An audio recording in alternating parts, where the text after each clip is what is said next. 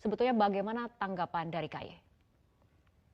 Ya, pertama ini laporan terhadap Komisi Yudisial ya, itu merupakan hak dari setiap warga negara yang menganggap ada dugaan pelanggaran perilaku dan kode etik dari hakim gitu ya. Itu yang pertama. Dan Komisi Yudisial juga tidak bisa kemudian menolak laporan dari masyarakat tersebut. Nah, namun tentu saja laporan yang disampaikan itu akan diverifikasi. Jadi ini tahapnya masih tahap awal sekali ya. Jadi ada beberapa tahapan di Komisi Yudisial sampai dengan pemeriksaan bahkan ya.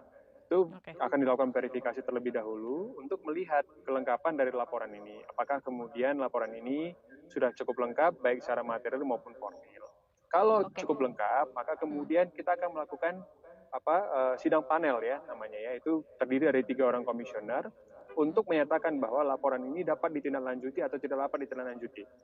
Nah, kalau dapat ditindaklanjuti, maka kemudian kita akan memeriksa ya baik hakim yang terlapor, baik pelapornya, baik saksi dan seterusnya. Nah, kalau ada dugaan pelanggaran yang terbukti, maka kemudian akan dilakukan pleno untuk memutuskan hal tersebut ya. Kalau ada dugaan pelanggarannya, maka akan diberikan sanksi. Kalau tidak ada laporan dugaan pelanggarannya, maka dijatuhkan sanksi rehabilitasi ya, atau tidak Oke. terbukti ada laporan dugaan pelanggaran hakim. Jadi ini tahap yang awal sekali.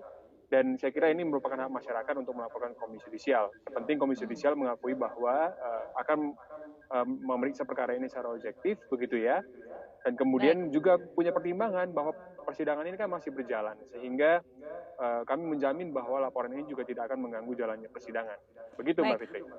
Pak Miko, mengenai pernyataan hakim di persidangan seperti yang ada dalam persidangan Kuatmaruf ini, apakah menurut Anda ini bagian dari strategi hakim untuk mengintegrasi, menggali keterangan terhadap saksi yang dimana keterangan saksinya sendiri dianggap berbelit-belit dan tidak jujur? Bisakah kemudian dianggap sebagai sebuah strategi?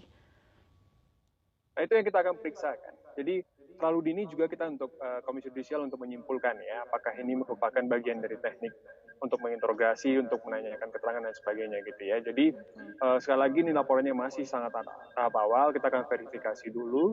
Nah, tadi yang disampaikan oleh Mbak Fitri, apakah ini merupakan teknik integrasi, dan apakah teknik integrasi itu proporsional gitu ya, dan tidak melanggar kode etik dan pedoman perilaku hakim. Nah, ini akan kita periksa secara objektif dan tentu dengan pertimbangan tadi ya, menjaga kemandirian hakim agar persidangan ini juga tidak terganggu jalannya begitu.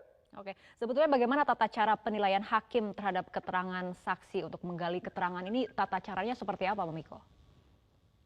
Ya, kalau tata caranya tentu ada pedoman-pedoman yang bisa diacu. Misalnya ya, dalam Kitab Undang-Undang Hukum Acara Pidana kan juga sudah disebutkan beberapa tahapan ya, dan pedoman hakim dalam menggali keterangan dari para pihak, baik itu keterangan saksi, baik itu keterangan ahli maupun nanti keterangan terdakwa begitu ya. Nah, itu satu. Kemudian yang kedua ada juga kode etik dan pedoman perilaku hakim. Di situ juga diatur beberapa parameter ya, agar hakim dapat bertindak atau bertingkah laku yang diharapkan begitu ya, bertindak laku adil, bertindak laku tidak memihak dan seterusnya begitu. Jadi akan ada beberapa parameter untuk melihat apakah hakim itu dalam melaksanakan tugasnya itu sesuai dengan porsinya begitu dan tidak melanggar kode etik dan pedoman perilaku hakim. Jadi area Komisi Yudisial sekali lagi itu areanya adalah area etik.